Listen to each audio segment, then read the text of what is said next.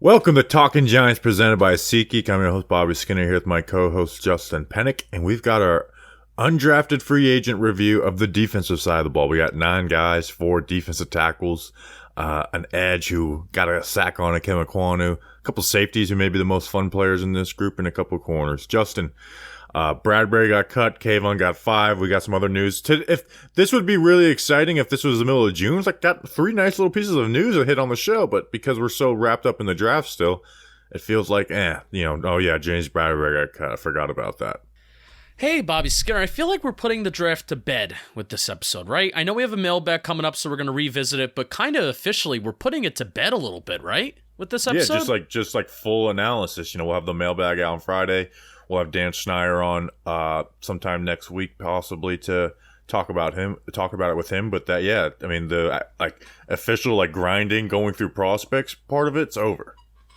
Also, thank me. I went to the Meadowlands racetrack this past weekend to ensure that Chris Mara's horse would not win the Kentucky Derby. I did what I had to do. He was looking good there for a second. You should want his horse to win so he spends more time on that and less time with the Giants. I just don't want good things to happen to him, which is kind of bad. But that's what I did this weekend. I'm doing good. Happy to be here, talking some Giants. We're getting back to our Tuesday, Friday routine. How are you doing, brother? I'm doing all right. Before we get into it, this episode is brought to you by some special freaking people. We got Jared Smyers. His wiener's got a first name. It's Oscar, second name Smyers. Oh. Daruv Amin, he's the administrator of this show. Chris, who his name is Chris no longer in St. Pete. Thanks for clearing that up for us, Chris. Can I tell a backstory to Chris no longer in St. Pete? Go for it. Chris no longer in St. Pete, when I was doing Twitter spaces with some friends during the season, got really mad at me because I didn't let him into a Twitter space. And then I got really mad at him because I think that's kind of a foolish thing to get upset about. I didn't pick you to go on to get your turn. But we made amends, and now Chris no longer in St. Pete is a Patreon member, so I appreciate you, Chris. We got Simon Linforth, who's from England. Maybe we'll get to see him sometime soon. Ooh. We got Andre Barata, who's from Portugal. Probably not going to get to see him anytime soon unless you want to come. Tough. Andrew Spagnola, who's Steve Spagnola's son, and then Shane O'Brien, who's our boss's John Boy's son. Justin, who are these people? Andrew, we follow each other on Instagram. Funny, because I thought that he was related to the Spagnola family, but I don't know if he is. Tough. Maybe he is. I don't know. Patreon.com/TalkingGiants. All these wonderful people, Chris no longer in St. Pete, and Andrew, they went to patreon.com/TalkingGiants. $12 a month plus some other tiers. You get to hang out with us live while we record the shows. Bobby Skinner will send you some stickers, magnets, and twice a month you get entered into some shirt raffles. Patreon.com/TalkingGiants. Love you. All right, Justin, we're going to get into the UDFAs. I kind of regret doing the James Bradberry thing for a Thursday show because, of course, we're going to talk about it once the news actually happened. Shane made us sweat a little bit. He said it'd be done by the end of the week. It was done on Monday. This was obvious at this point. It's about rebuilding. It's smart to do, but it does suck going into this year with no reliable cornerback too. And it'd be one thing if this is Patrick Graham, who is maybe a little better at hiding weak spots than where Wink is a little more balls to the wall, where once we get that corner, it's going to be fun to have Wink Martindale. But I just feel like this secondary is going to struggle a lot this year. But again, they are building for the future, and Bradberry just wasn't part of that. Yeah, and if the secondary struggles, then does Wink Martindale struggle? Because I think one of the sure things that we're walking into this year saying is we have Wink Martindale. We have one of the more proven defense coordinators in the NFL. But if that secondary isn't sure, now let's also do a little bit of a comparison here too. We're saying that the secondary isn't sure and, maybe it doesn't have a lot of depth and it's not the most talented. Let's do a little comparison to 2019. It's better than that, right? I mean, you got Adoree Jackson versus Janoris Jenkins. Jenkins played well that year besides the Tampa Bay game, and then he called someone, he's told someone that he can only do his job. Like Jenkins, he got interceptions that year. Again, he wasn't like some shutdown corner, but he played all right. Cornerback 2 was a mess, but we don't know how good I like Aaron Robinson, but I don't know how good he's going to be at cornerback 2. Especially they're going to be playing with man. We don't know. I'm excited to see what Aaron Robinson is. I'm a little less excited now that he may be throwing that cornerback 2 role. And then Darnay Holmes is definitely better than what we had at nickel corner that year. So that's better. But also Darnay, may struggle a little in man, and then Flott is I'm not putting any expectations on Flott until he goes out there and plays and shows something. I like him, but he's young and he needs more refining. 2019 may be a bad comparison exercise because that was a team that allowed the most explosive plays in the National Football League, and lo and behold, it's important to kind of compare it those because the Baltimore Ravens in 2021 allowed one of the most explosive pass plays in the National Football League, and that's where you saw Wink Martindale's defense struggle. So, and that defense had press man corners, and we didn't play press man. And then when they would teams put Allen Robinson and Devontae Adams in the slot, and instead of having Janoris Jenkins follow them, James Bradberry was like, "Nope, you've got it, Corey Valentine. This is your first time ever playing in the NFL, and you've never played nickel corner. You can guard Allen Robinson on this drive." Yeah, and it sucks for Bradberry because he was one of the team's most sure things. Showed up, played games. 2020 had like this all-pro kind of season, and that was such a really, really fun season where that was a career best year for James Bradberry, and even his 2021, even though it was worse than what it was in 2020, it was still on par for what James Bradberry was for basically his entire career, which is still a good football player. So it sucks that one of the few sure, reliable things that this team had was a solid corner that was going to show up for you every single week. It's a shame that had to cut ties with that guy. Yeah, also because Bradberry struggled week 1, week 2, people just kind of started treating him like he wasn't good. And that was a little frustrating in the James Bradberry conversation. It's like, no, he's still really good. And Adoree had his best year. I had him as the most outstanding player on the defense, but also it's like, well, he was cornerback too. That's the conversation we had last year, where it's like, that's why we didn't do defensive MVP at the end of the year, not most outstanding, because James Bradberry played cornerback 1. When we played Travis Kelce and Darren Waller, he was on them, locking those cats down. So it's frustrating. But it's kind of it is what it is at this point. Yeah, not Shane's fault. Even though again, I would have loved. But Shane could have done other things. He could have traded like Saquon. There was other ways if they wanted to prioritize Bradberry, which again I don't blame them for not. But they weren't totally they didn't totally have their hands tied if they wanted to keep Bradberry. This is a Shane. This isn't a he has to do this. This is a Shane wants to do this and build for the future, which is fine. Yeah. Sucks, but I guess it's got to be done, and it's a shame that they, you talked about it too, with between the Booker contract, the Rudolph contract, all these bad contracts that Gettleman and company came out. It's a shame that guys like things like James Bradberry have to go. Yeah, and again, the Adoree contract, the Galladay contract, those contracts don't bother me. The ones that bother me are in the 2020s, like Devontae Booker, like why does he have that guaranteed money next year? Kyle Rudolph, why does he? It was those ones were the ones that bothered me, not Adoree, not Galladay, and then the Leonard Williams contract bothered me, but it was like they were. Anyways, I'm not revisiting that. Yeah. Other news: the Giants signed. Before we get into these UDFAs, the Giants not signed. They hired 2 members to the front office. So they fired 4 guys, with Chris Pettit at the top. They hired Dennis Hickey, who has got a really nice resume. He's going to be the assistant director of pro personnel. The last 6 years, he was the senior scout for the Bills. And then before that, he was the Dolphins GM for 2 years, where Joe Shane was there under him and then worked in the Bucs before that. Yeah, so let me just say, Dennis Hickey, he was the one who promoted Joe Shane from an assistant director of college scouting to director of player personnel with the Dolphins in 2014, and now Shane obviously hires Hickey. So this is the first time that we've really seen, besides Brian Dable, Joe Shane bring in somebody with kind of strict ties, like, hey, I know this guy, I've worked with this guy, let me bring him in. A lot of moves that Shane has made, at least as of right now, there's still some front office stuff, I guess, that needs to be ironed out, including a director of college scouting, right? But a lot of the moves that he's made, it's, hey, I'm going to bring in somebody who's kind of fresh, who's just smart and seems to know what they're doing, and that's that. So yeah, I went and looked at those 2 draft classes. They were kind of mad. The first rounds weren't great, but he got some nice players in there, like Jarvis Landry stuck out. Even in like the 5th round, got a running back like Jay Ajayi. So his 2 years of GM were meh, but he's definitely very qualified. And again, we don't know. It's hard to judge these hires.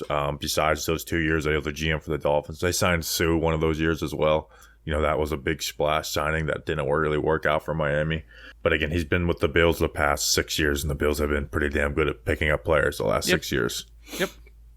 And then they also signed Scott Hamill, who was the Midwest scout, and then this past year was the Southeast scout for the Bears to the same position. So he's going to be, I don't know what region, but he's going to be an area scout for the draft. Part of he was a scout for Justin Fields. Obviously, I don't think you'd give him really the credit for drafting Justin Fields because it's the quarterback position, and the GM, assistant GM, head of college scouting, they're going to be doing just as much due diligence as the pro scout for that area. But just kind of a note in there that he was the area scout for Justin Fields. Yeah, and this is a guy that does not have ties with Joe Schoen. And Joe Schoen brought him in, seemed to think he's a smart guy, going to do a decent job. So, young guy. Tendencies. Was at Northwestern in their personnel department for a little while. No overlap with Mike Kafka, which I thought there would be, but they were like a year apart when they joined. And then the other huge news, Kayvon Thibodeau's got number 5. Love it. Love it. He's a first-round pick, so I'm fine with him getting the single-digit number, and Graham Gano goes back to number 9. If I'm Graham Gano, I'm pulling the Jeff Fiegels route. I'm looking at next year's QB class and being like, which QB do I have the best chance of having their number? And I think he views Bryce Young as like the future Giants QB. He took that number 9. Was he previously 9 too? Yeah, in Carolina he was number 9. All right, right on. Good for Graham Gano, getting the bag. The last time we had a first round pick give the bag for a special teams player, did we not win a Super Bowl that year? Not that year, but around that territory. I mean, it was Eli and Plax. Fiegels gave me my Eli and Plax. Yeah, and they hooked up for a game-winning Super Bowl touchdown. So I'm expecting the similar results. Yeah, let's do that again. All right, Justin, we're going to get into these defensive UDFAs, but before that, you're going to read an ad. Yes. So guess what, Bobby? Does the schedule come out Thursday? Yeah, I wish someone would just leak it. I like it, though. I'm going to get excited. So Thursday night, you're with your partner, right? You're in bed, and you're looking at that Giants schedule, especially you're looking at that home schedule. We can get 5-6 wins at home. You're getting excited. You're coming to Nashville with me. You may be coming to London. So what you got to do is when the moment for intimacy arrives, you need to be ready. You got to be Roman ready. Whether you've been in a relationship for years or you're just getting started, having the confidence that comes from preparations means you're free to enjoy the moment and free to enjoy and visualize and picture how the Giants are going to win 7 games, 8. No, over under 7.5 for Vegas. 7.5 over under Giants win total this year. Slamming the over. And when I take Roman and when I get hard down there, get a little excited, it's going to make me feel even more confident. So even though you are far from ordinary, the truth is that ED is really common. In fact, 52% of men between the ages of 40 and 70 will experience some form of ED. A U.S. licensed healthcare professional, they're going to work with you to find the best treatment plan for you if medication is appropriate. It ships to you free with 2-day shipping. The whole process is straightforward, convenient, and discreet. So I want you to get Roman.com/world. Go to that site, and if you're prescribed, get $15 off your first month of ED treatment. Make sure you're ready to have the confidence and control this fall. Be ready, Roman ready. Get Roman.com/world. All right, Justin, we got 9 UDFAs. Let's freaking get into them. And let's start at the top with a guy who I think is going to make the roster. I think three of these defensive guys are going to make the roster, Justin. That's my prediction, 3 of them. Okay. 2 of them from the same position. But the one that I feel the most confident about is safety out of Kentucky, Yusuf Corker, 6 foot, 203 pounds. Combine testing or pro day ran a 4.55. 4.3 shuttle, 23 bench press reps. Put up a lot of numbers like at Kentucky, 82 tackles, 77 tackles, 74 tackles. Justin, he's a versatile, just yoked up safety. Like, he just looks big out there. Like, he really is yoked up, and you see the 23 bench press reps he had, which I think were the best at Kentucky. What is up with Kentucky? What are they putting in the water? Between Corker having like a 95th percentile bench press and then Wendell Robinson having 19 bench presses. Iron. Putting iron in the water. Kentucky Fried Chicken. Justin, I think he's going to play more box reps in the NFL. Although I do think he can play deep, but there's some things in coverage that we'll talk about. His athleticism isn't great, but he plays with really good instinct, so he's a step ahead of maybe some athleticism lacking things he has. But again, he's not a bad athlete either. Good strength, and again, really brings the pop as a tackler. So when he's playing in the box, Justin, or even not necessarily in the box, but, like at that 8-yard depth marker, he flies, man. He flies up. He makes tackles for a loss. Like, you watched the first play versus Georgia. Bam, shooting the gap. Nice tackle for a loss on Zamir White. 6 plays later, bam, shooting the gap, getting a tackle for a loss. So he comes downhill fast. Like, he's a fun player to watch. And he's got that downhill trigger.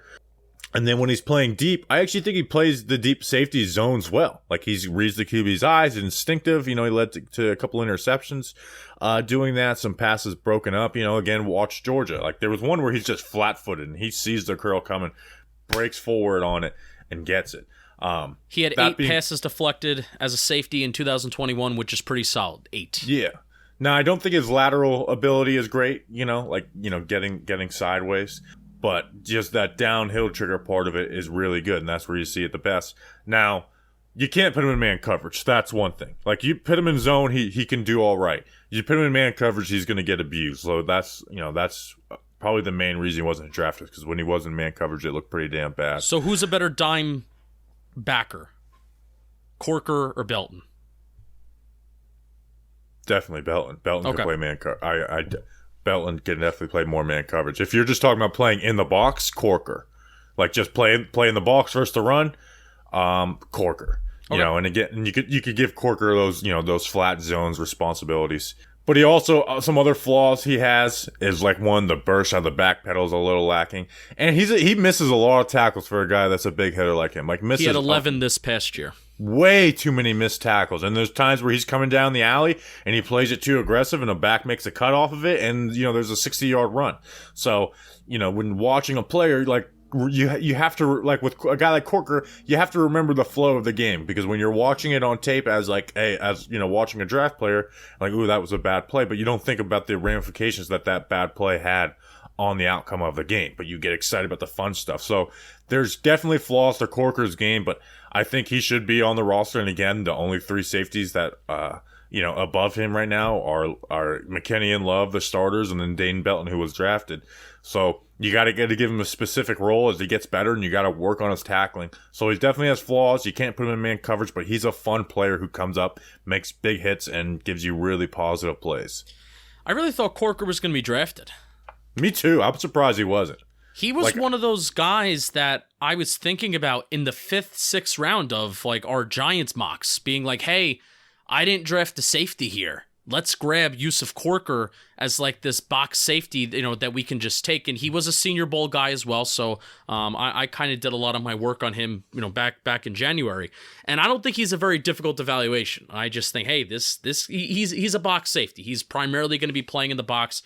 He wants to bring the physicality and wants to get involved in the run game. And I think that's the strongest parts of his game, which you've already touched on. So I really did think he was going to be drafted, but also at the same time, I'm not surprised he didn't get drafted in a game that is so centered around the pass. But here's why I am surprised he didn't get drafted, is because when he's in zone, he's got good instincts, and he sees route, like, he jumps plays. Again, like, yeah, he has limitations. You can't put him in man coverage, but I just feel like someone's going to is going to figure out a role for him to fit. And again, this is why we're talking about, like, why wasn't he drafted in the 7th or 6th round compared to being an undrafted free agent? We're not talking about the difference between a 2nd round grade and a 3rd round grade. But I just thought there's too much talent there and too much ability to make positive plays for him to not be drafted. So, I mean, that's why we're talking about him number 1, plus with just the position on the team. Like, a safety, we only have 3 safeties who are guaranteed roster spots right now. So this spot is wide open for the taking. Yeah. So Dane Belton is one of those draft picks that it didn't excite me that much, and especially when you consider it's early in the 4th round. How much of a gap is there between quality of football players between Yusuf Corker, who is undrafted, and Dane Belton, who was an early 4th rounder? I think there's a decent gap. I mean, you can trust Dane Belton. Corker's more exciting, though, right? Like, he's just more of a fun watch, right? There's guys that are fun, but you can trust Dane Belton. You could put Dane Belton in man coverage on tight ends. He can work the zone coverages and manipulate stuff like that. He's a better athlete. He's not as good in the box, like, nowhere near, but also, like, he can kind of get better at playing in the box and pull the trigger a little bit quicker, where Belton can be a little too too hesitant and when he's lined up between the tackles. So, it's not the biggest gap in the world, but there's definitely a gap where I trust Dane Belton to go out, down in, down out, where I don't trust Yusuf Corker down in, down out. And again, man coverage as teams spread the ball out, those nickel defenders become a part of the run game. Like your run fits so much more. Well, I can feel comfortable throwing Belton out there to play man coverage on the tight end and play the run, where I can put Corker out there. I can trust him to go and freaking wreak havoc, but I can't trust him to make tackles like Belton can and play man coverage and have that threat. So he's just kind of a specific player, and that's why, to me, he wasn't drafted. Okay. Corker, in line to make some good plays on special teams during the preseason. Yeah, and if they put his ass in the box, I think he's going to make the team. I just think there's there's a trust factor with Belton, and there's not a trust factor with Corker. Right on. If he didn't miss so many tackles, you'd trust him a lot more because you could put him in a more specific role. Yeah. And be like, just go be really good at this. But that issue is there. Part of it is when he's coming from depth, though. I don't know if he'd have as many missed tackles just playing solely from the box. All right, next on the list, we got 4 defensive linemen, so we're going to start with the guy I think has the best chance to make the roster, and that's Chris Hinton, D lineman out of Michigan, 6'4", 305 pounds, so a little slight of frame. This didn't put up really numbers at Michigan, 32 tackles this past year, 1 sack. Over the last 3 years, he had 2 sacks and 3.5 tackles for losses. So I think he's got pretty decent athletic ability for the defensive tackle spot. And what he does do really well athletic is he moves laterally. He moves laterally really well. And his strength, it isn't deficient, but it's also not a plus either. But the thing you notice about him, Justin, is he plays with really good pad level in the run using his leverage. He plays low, he's flexible out of his stance, and he just kind of gets low and gets those hands under the pads. Even though his first step can be a little inconsistent, but when it's on, it's on. His hands land well in the run game. In the pass game, it's frustrating because, dude, you have some of this athletic ability. Use your hands. His hands just don't work in the pass game.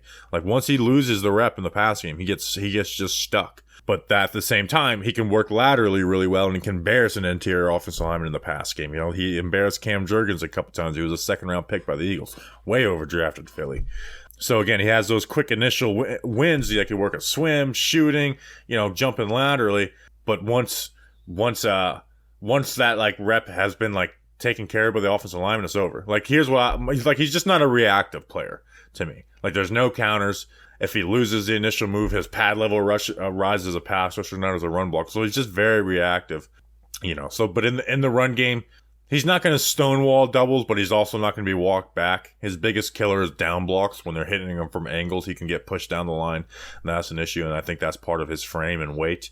And he just needs to break hands off him. He needs to use his hands better. He's got solid feet, good pad level. He just needs to use his hands better. And he's also never going to push the pocket back as a pass rusher at all. So he's not an exciting player, but I think he's at that level of DJ Davidson, who the Giants drafted. Yeah, you want to know DJ Davidson's going to do some more down in, down out stuff better. It's funny. In Dane Brugler's draft guide, Chris Hinton was ranked 1 spot ahead of DJ Davidson. So how do we rank these guys? Who do you think is better, et cetera, et cetera? So, I think I like Hinton more, but I also understand the nose tackle spot is not necessarily about how quick you are laterally. Davidson's going to hold up better versus blocks, even though I don't think he does a great job with that. There is times where DJ Davidson's pushing the pocket back. Chris Hinton is never going to do that. Now, also, DJ Davidson's not going to embarrass offensive linemen, but how often is that nose tackle going to be put in that role? So, it's kind of a flavor thing with the two. But Hinton's got a much higher upside. He's younger. I agree with that. He's much younger, and he's got much better ability. I mean, Hinton was viewed as a guy at one point and just never really put it all together. So I bet on that upside of Hinton more than I do DJ Davidson, who's going to be 25. And one of the things that I like about Hinton as well, he's not going to be playing this many defensive snaps for the Giants, even if he makes the team, let's just say, but he averaged 42.4 defensive snaps per game, so this isn't somebody who needs to be subbed out often. Now, he averaged a lot of snaps per game, but he also didn't have a lot of production. So that's also the downside of that. You talked a lot about leverage, and leverage is the main note that I have on Hinton. He has good leverage, heavy hands, and he stays square at the line of scrimmage. And made some plays every once in a while that made me go, ooh, compared to some of these other defensive tackles and defensive linemen where I didn't really find myself going, ooh, all that often. So, Chris Hinton, I think I do like him better than DJ Davidson. Yeah, and again, he's much younger, and I think he's got much better track of being a better player. All right. Oh, one more thing. I'm sorry. This is what I wanted to start off with. His father, Chris Hinton, was a tackle and a guard. He was an All-Pro, and I think he was a 7-time Pro Bowler. Yeah, 7-time Pro Bowler. Chris Hinton from 1983 to 1995, playing for the Ravens, the Colts, the Falcons, and the Vikings. You're missing the most interesting fun fact about his father. What is it? Did you interview him on Simple Man Radio? No. He was part of the John... That actually would make sense with the weird people that we interviewed on Simple Man Radio. He was part of the John Elway trade. Oh, yes. Yes, that is probably the funnest fact. How about that? All right. Next on this list, a UNC guy. We love our UNC guys at Talking Giants. We're going to be in North Carolina at the end of this month. Make sure to join. And it's Tamon Fox, edge/linebacker, but he plays more edge out of North Carolina. 6'3". I put 260 pounds, question mark. I couldn't get an official weight on him. He didn't show at the combine. And I couldn't find the height weight from his pro day. But he tweaked his hamstring, I guess, at his pro day, but he put up 24 bench press reps.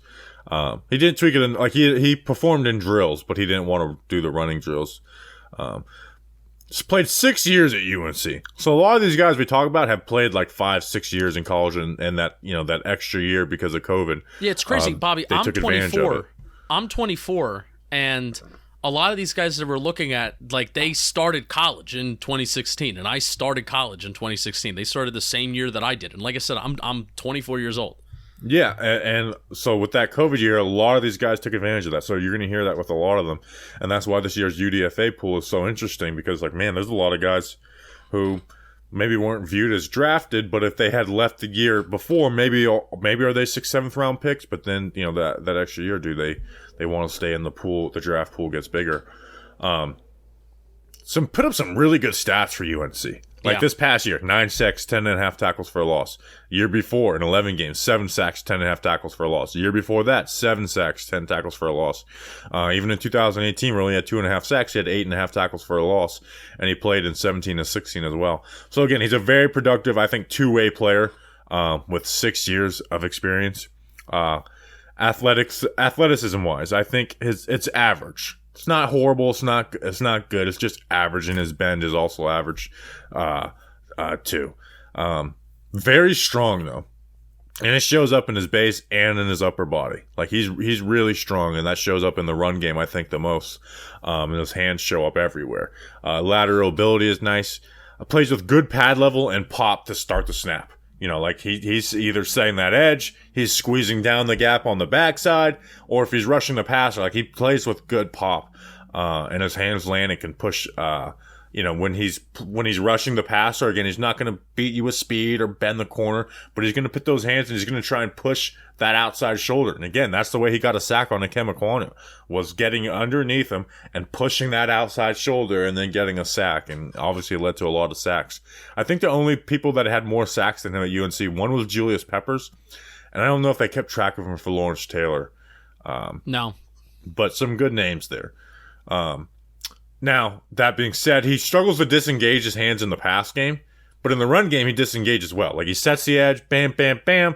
They're bouncing it, hands disengage. He's able to make tackles like that. And again, like I said, on the backside, he just squeezes the gap down really well. So he's just never going to be moved off the ball, and I think he's got a good eye for the ball, too, when he's playing the run. And they put him in a lot of coverage experience, some regular linebacker reps. Yes. From the spot. So a lot of coverage experience. Yeah. I don't know if Tamon Fox makes the roster because of where the edge spot is and how much youth is there already at the spot. And, I was talking with somebody the other day. It's man, this position is really young. They kind of need some leadership in that room. Jerry Hughes. Still out there. That was the name that really popped out at me. So Tamon Fox, there's some fun things about him, and I think he does some really good things well. So I think Tamon Fox's path to the roster would be this regime not liking Ellerson Smith. Yeah, or injury. Which sometimes the path to a guy getting on the roster or somebody finding playing time it's always a lot easier than you think because things just naturally tend to work themselves out. So Tamon Fox, even though we think of this edge room as it has a lot of depth, it may not be great depth, but it has a lot of names in there. They also could, whether it's Ellerson Smith and O'Shane Zimenez, if they're willing to cut ties with both of those guys, right? O'Shane's gone. Yeah. I kind of hope he is nothing really personal against him, but I think Tamon Fox, he has some sneaky good bend, Bobby. It's sneaky. It's not like great, but it's sneaky good. Yeah, that's why I kind of said like it's like athleticism and bend are both like average. They're not really good. They're not really great. To me, he's not gonna like bend. Like he's not gonna beat you around the corner and bend the edge. No, he's kind of like bend the edge and get up under that shoulder and push that shoulder. You know, yes. Watch the Akemakwonu sack. Like he's got good leverage on that, but in reality, he's pushing up and just working leverage on that shoulder. You know, it's not like a Drake Jackson. Like, man, look at him bend around the corner on this play. No, but I think there's some reps against Virginia, and I think there's a sack against Air Force where, you know, a lot of guys, they're kind of stiff. He's not stiff. I mean, hey, he may not be fast, and he may not be Drake Jackson or Kayvon, where he's flying around the outside, but he can bend. And I'm literally talking about like bending below offensive tackles, and that's not something that everybody can do. And usually when you're talking about these undrafted free agents, you know, or if you're talking about edge rushers, you know, on day 3, let alone the undrafted pool, right? It's like, oh, these guys are so stiff and they're boring. Tamon Fox is not a boring football player. I think he kind of plays hard too, plays with a good motor. You know, the only thing is, and you were talking about this with Hinton, is when a pass rush breaks down, when a pass rush play or rep breaks down, doesn't have a counter. There are some good starts. Like, he gets really, really good starts, whether he is, hey, I'm going to beat you with speed, I'm beating you with power a little bit here. But what if something doesn't go totally right and you don't win right away? Well, what are you going to do? You got to have that counter, and that's something that Tamon Fox needs to develop. He has a solid feel of getting to the quarterback too, which that is a skill. If you win your rep, if you win a play, how can you get to the quarterback? How can you get to the ball carrier? He had some reps where it's like he didn't win the rep. QB steps up in the pocket. Your tackle doesn't know that he stepped up in the pocket like that. He would disengage and get a sack like that. Yeah. Which those do count. They're not the most fun sacks, but they are sacks. Does he utilize a little ghost technique from here and there? Like, it's slow. It's not fast.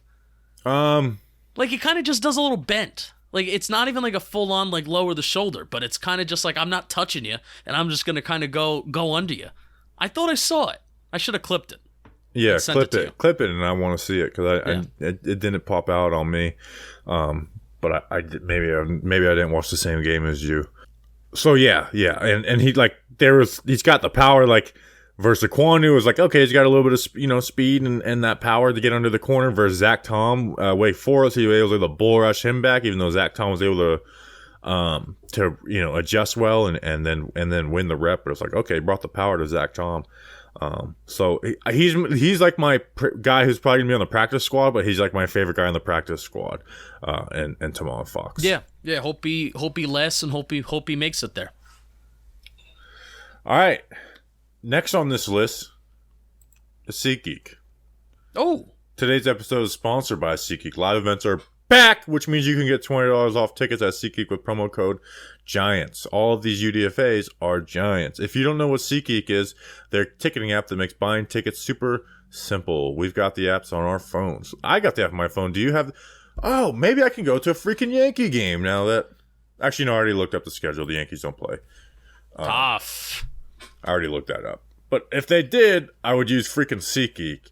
SeatGeek rates every ticket from 0 to 10 to make sure you are getting a good deal. Green means good, red means bad. Every ticket on SeatGeek is backed with their buyer guarantee, so you can shop for tickets with confidence. Don't worry, we get the hookup. Use code GIANTS for $20 off tickets at SeatGeek.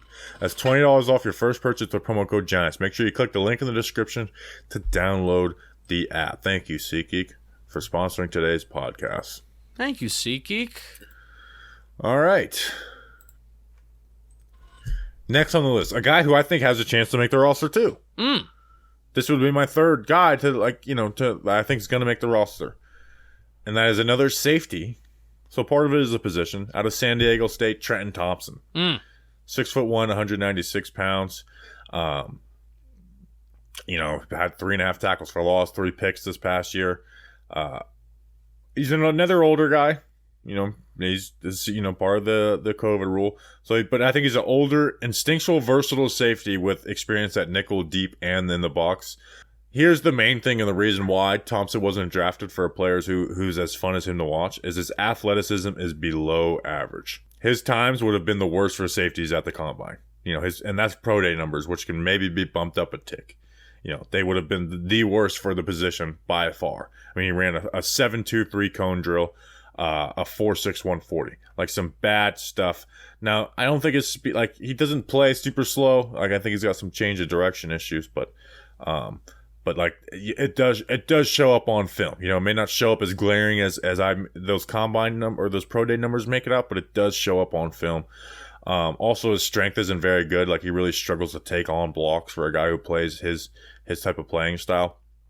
But here's the but. He's a high IQ player with excellent route recognition when he's playing his zone covers. Like he understands routes. He knows how to get underneath. Like he's watching the QB's eyes. He's watching the routes.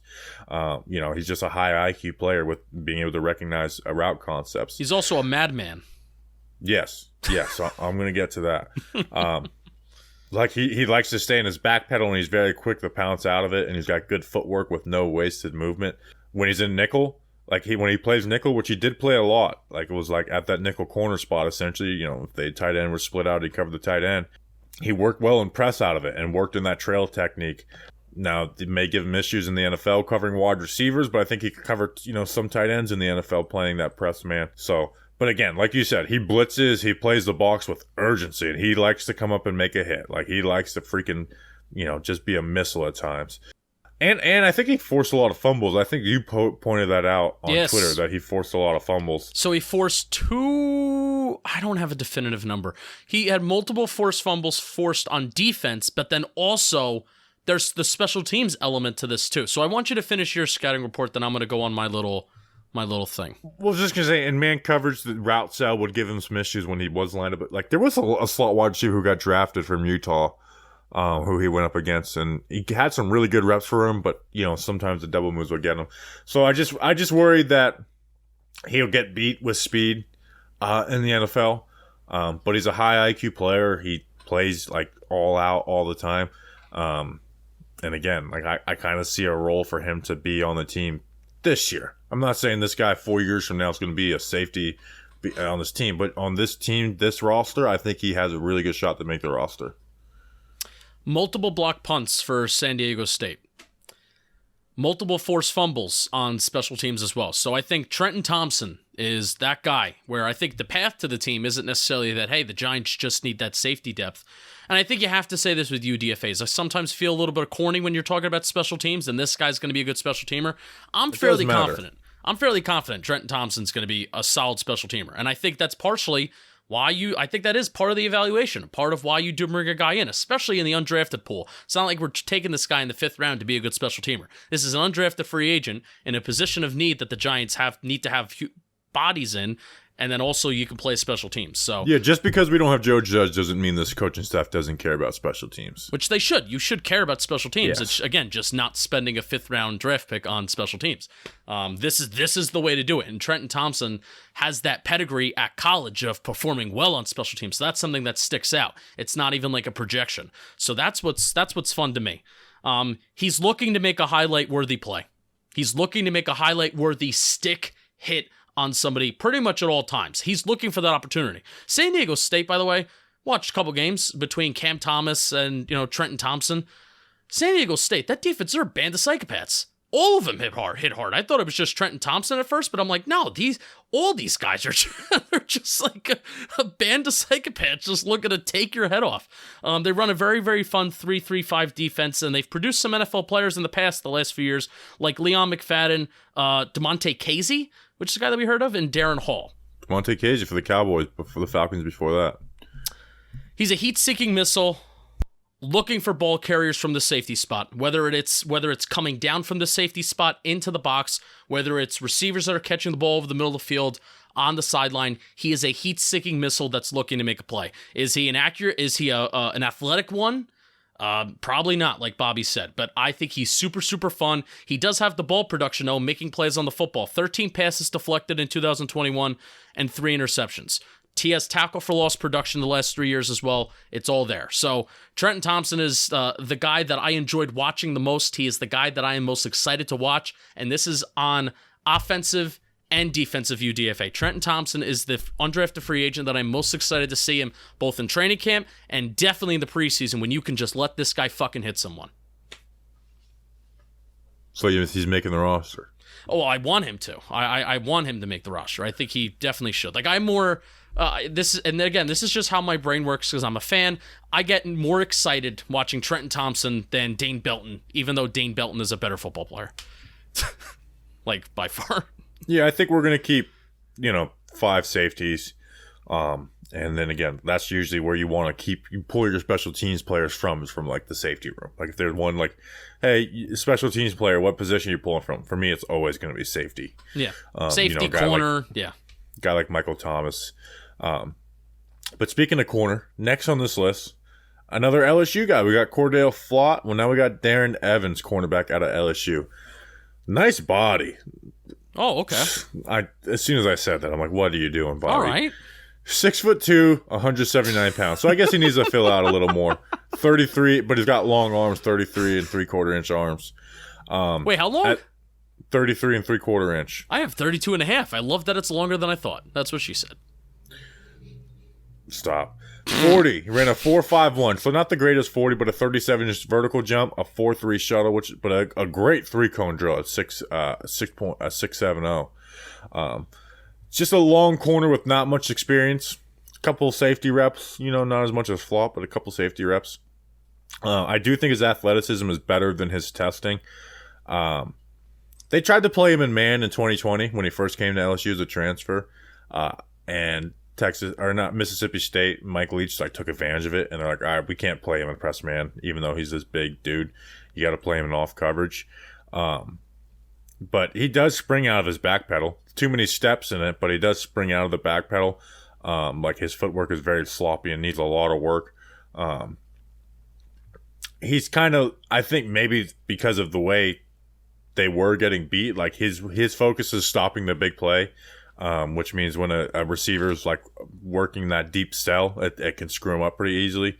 And when he is in man, he can be very handsy. But there is some really good trailer reps. But again, if you're putting him in man all the time, it's an issue. To me, Evans is you're just taking a guy who's a pretty good athlete with good size, and you're going to throw him on the practice squad and see what he can turn into with Darren Evans. Yeah, I agree. I have does a solid job fitting in the back pocket of players. Think he needs to turn his head in coverage a little bit more to avoid some flags when the football's in the air. Didn't record 1 interception with LSU in 2 seasons with them. That's a little bit concerning. Works, communicates, and plays off of safety as well. Always had a mouthpiece dangling at the bottom of his helmet, tied to his helmet. From the face mask, and I think that's significant because I think that looks cool. Hopefully you still have LSU corners just look cool. They do. Hopefully you still have a mouthpiece in your mouth, but that Jabril Peppers did that. Jabril Peppers would have a mouthpiece in his mouth, and then the mouthpiece also dangling from his face mask. I had one game that I watched. They played almost every rep, and that was against Texas A&M. And then the rest that I attempted to watch were infrequent reps. So some of these guys that we're going to be getting to now, they weren't even full-time starters. I forgot one guy. We went out of order. We were supposed to do Andy Valentino before this. Oh, well, that's okay. Well, I'm done with Darren Evans. You're cool. Good. All right, so we're going to have to do back-to-back Florida defensive tackles who transferred. And we're going to start with Antonio Valentino, defensive tackle out of Florida. 6'2", 298 pounds, so a little light for that defensive tackle spot. Had a sack and 3 tackles for a loss in 10 games this past year. He was a starter at Penn State before transferring to the Florida Gators. Smaller player, but he is very active with a high motor. He's my second guy out of these defensive tackle groups, even though we're going to talk about Truesdell, and maybe Truesdell has more to offer to an NFL roster, but Valentino might be my second favorite. His athleticism is average for the spot, which It is average for a guy who's playing defensive tackle at 298 pounds is how I should frame it. You know, if he has 325 pounds, he's like pretty good athleticism, but he's 298 pounds, so it's average for that spot. His strength isn't good, but he does hold up pretty well versus the run. But he can get his base skinny and knocked off balance in the pass rush game. But he's got a quick get off. He times up the snap really well at times where he's just, he's beating a guy off the ball. And again, here's the thing you notice with him. Very active feet and hands. I mean, they never stop working. His hands are constantly fighting, countering. His feet are go, go, go, go, go. There was a sack, a strip sack he got. I can't remember versus who, but it was like, man, it's because his motor never stopped going on this play. Like he had to go through like 3 different blocks to end up getting into this versus a QB who was running around all over the place. And again, unlike I wish Chris Hinton had like the mindset of hands and feet the way that Valentino does, because he's just constantly breaking hands off him, working counters, working his initial move, and the feet just never stop working. I think he's best when he's attacking the half man and trying to push that outside shoulder of the offensive lineman. That's where he gets his best results. And he'll have wins in the run, but he's just not going to be a run stuffer. Valentino, man, he's interesting. It'd be interesting to see if he can fill out a little bit, add 15 pounds and keep the feet active, and be able to move the way that he does. Yeah, a lot of my notes coincide with what you're saying, and if I could really just summarize it in one point, it's just always working, always looking to win, always looking to get free, always, whether it's with his feet, whether it's with his hands, he's kind of always just working to break free from alignment or just, not getting pushed back, whether it's in double teams. I don't find that he's getting his ass kicked consistently on special teams either. And there was even one play, I forget who I was watching against, but he was getting double teamed. There's even 3 guys that got hands on him at one point, broke free, made a play. So Antonio Valentino was kind of a, for a boring defensive tackle, he's fun. Yeah, I think he's the most fun out of the 4. Yeah. The next one might be the most boring, but he might have the best chance to be on the roster. And that's Tyrone Truesdell, defensive tackle from Florida who transferred from Auburn. He actually had better film at Auburn, too, when you go and watch it. Yeah, which that was frustrating. I literally went back to 2019. I actually watched him versus Shane Lemieux, 2019. Yeah, and I watched him versus like Ole Miss and Alabama from 2020. 6'2", 335 pounds. And remember that weight because that matters.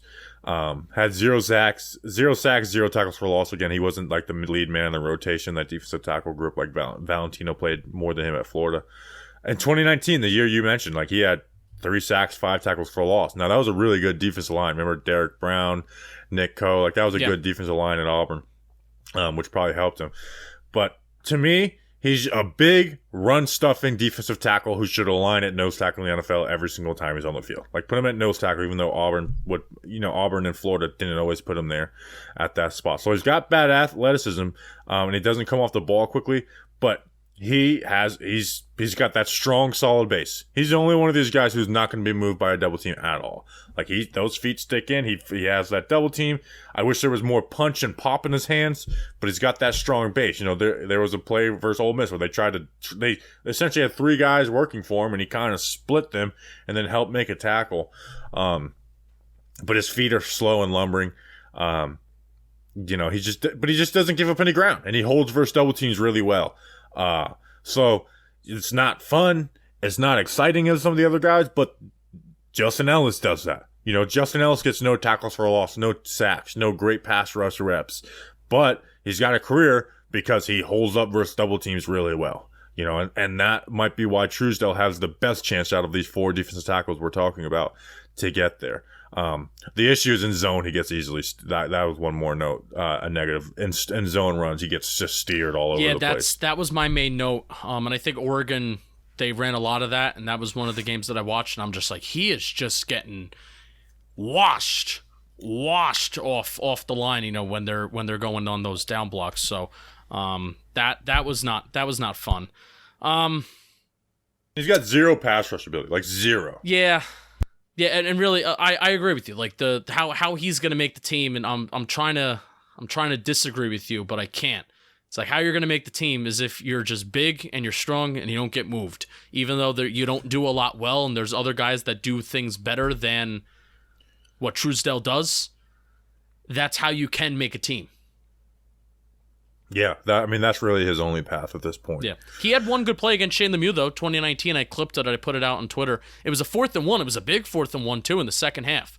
He had 3 sacks and 5 tackles for a loss that year. Yeah, but a 4th and 1. I think this is in a bowl game, too, because Oregon and Auburn are meeting. It was the opener. It was the opener. Yes, because Shane Lemieux had that nice, the first play of that season, he had a nice pancake. But Tyrone Truesdell, one of those reps, 4th and 1. Ball's coming to his side, Shane Lemieux's side, and he kind of stonewalls him, extends him, pushes him in the backfield, and makes a tackle for loss, and it's a turnover on downs. So there you go, Tyrone Truesdell, good play against Shane Lemieux. All right, why don't you read the ad before we get into these last 2 players who are so very Bob exciting. Skinner. So, slide into stacks of cash this baseball season with DraftKings Sportsbook, an official sports betting partner of Major League Baseball. New customers can bet just $5 on any team to win and get $150 in free bets no matter what, win or lose. I wonder if people think, because if they've heard me say Major League Baseball the last couple ad reads and I say Major League Baseball, I wonder if people actually think that that's how I say it. Maybe I'll just keep saying it and make people believe it. Looking to turn a small bet into a big payday during the MLB season? With DraftKings same-game parlays, you can do just that. Create your own parlay by combining multiple bets like which team will win, how many bases will be stolen, total runs, and more. It's your shot at an even bigger payout. DraftKings is safe, secure, and reliable. Best of all, you can deposit and withdraw your cash whenever you want. Download the DraftKings Sportsbook app now. Use promo code JOHNBOY. Bet just $5 and get $150 in free bets no matter what happens on the field. That's promo code JOHNBOY at DraftKings Sportsbook, an official sports betting partner of Major League Baseball. Minimum age and eligibility restrictions apply. See show notes for details. MLB trademarks used with permission. All right, Justin, let's talk about a guy from my own Florida Atlantic University, FAU. Howard Schallenberger, star of that damn program. May he rest in peace. I went on an official visit to FAU. A fun fact. Oh, did you enjoy it? Yeah, they actually played some games with my heart. I wanted to go there, and they didn't offer me. 6'1", 182 pounds, but I still love FAU. Ran a 4.49 40, 40-inch vertical jump at his pro day, but bad change of direction drills in the shuttle 4.29, 3-cone drills 7.32. Another super senior. Who with a lot of with good experience playing press and off the ball, and a few safety reps as well too. You know, when they would rotate. So he transitioned from safety to cornerback after the 2017 season. I didn't know that. After the 2017 season. God, yeah, that's how long these guys have been around. So I didn't know that. Straight line speed is good. He's not a guy who should get ran past, but the change of direction isn't great. Like, he struggles to burst out of his back pedal. I was watching a game of his from 2020, and they were running curl routes, and it was like he's IDing these. He's just not able to get there on a lot of them. You know, a few he did, but he wasn't able to just they completed I guess 3 out of the 7 curl routes they targeted him on. They completed, which not horrible. Like, I would take 3 for 7, and those are short average depth of target plays. Yep. But it was you could just see he doesn't have that spring out of his back pedal the way a guy like Flop does, for example. There he looks comfortable and pressed with his length, but he's weak, and that shows up in the run game. Maybe not as much as a press corner in college because he's playing against smaller competition, but I think in the NFL he's going to struggle with that. Guys just working through his press coverage and being able to stack him. So it's something he needs to get stronger, or you just play him off because when you see him in the run game, he just gets bullied around. So I think he's going to struggle with some of those physical wide receivers if he does make it to the league. So I think he fits best in off. He's got good route combo ID in zone. He doesn't get baited into things. There was times where they tried to get in the double moves, and it was nope, I'm on top of that. So Zyon Gilbert, man, he's got some good athletic traits. He's long. I don't think he's ever going to play in the NFL, though.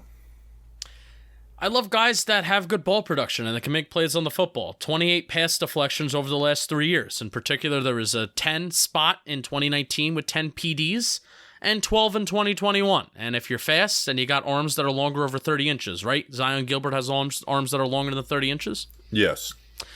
Hey, you got a shot, kid. Make some plays on the football. Make something happen in training camp. You never know. Maybe nickel corner. This could be where he could find his role, like, being a little like a guy maybe you trust a little more in man coverage in that nickel corner spot. I think that's where his role is because I just think he's going to struggle with physical guys on the outside.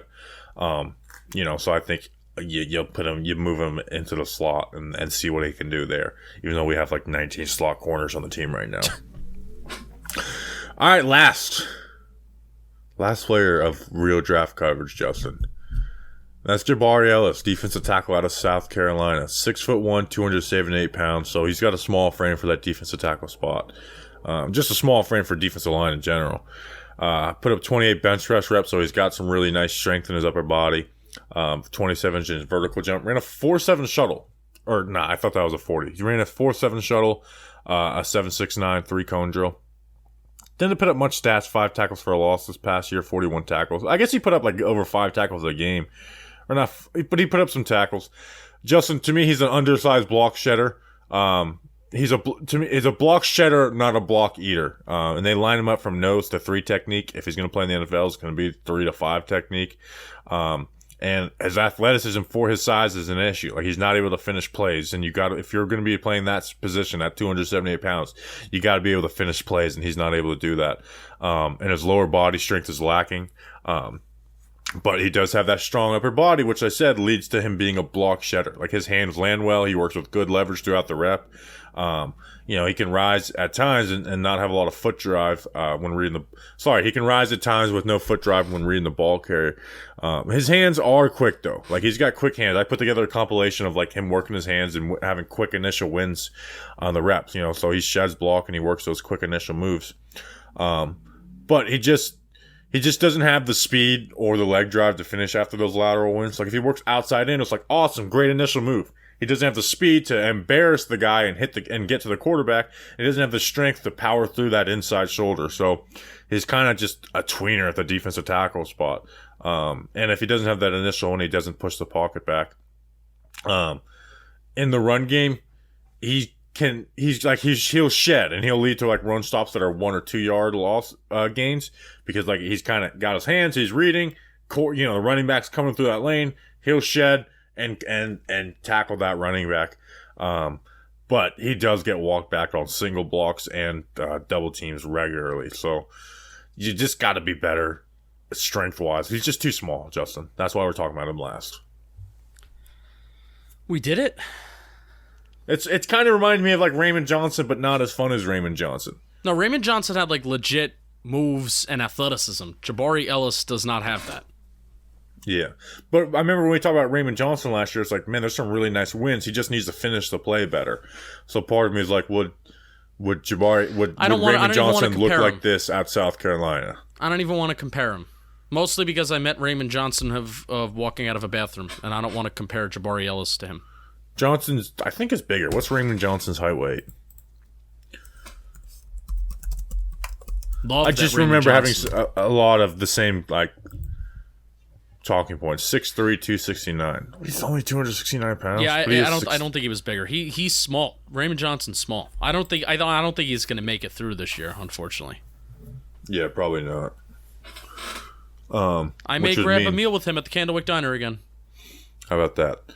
All right, Justin, that's a freaking episode. We did it. We covered over 100 players the last month and a week or so. I mean, let's see. In the pre-draft, we hit, I think, like 75 players. Sure. No. When you think about the mock draft, we hit 8. Yeah, we did. We previewed or recapped over 100 players this past month and a week. So appreciate you guys for supporting. If you are someone that's listening to the defensive undrafted free agent review, really do appreciate you guys. I always get emotional finishing off this type of this time because a lot of work goes into it. So, but we're gonna have a lot of fun stuff over the month. Some cool interviews, some ones we've been holding out on. So we're gonna have a lot of fun. We do really appreciate you guys. Any last words for our draft coverage, Justin? See you next year. It's gonna be bigger and better next year. Bigger and better next year. So we do appreciate you guys.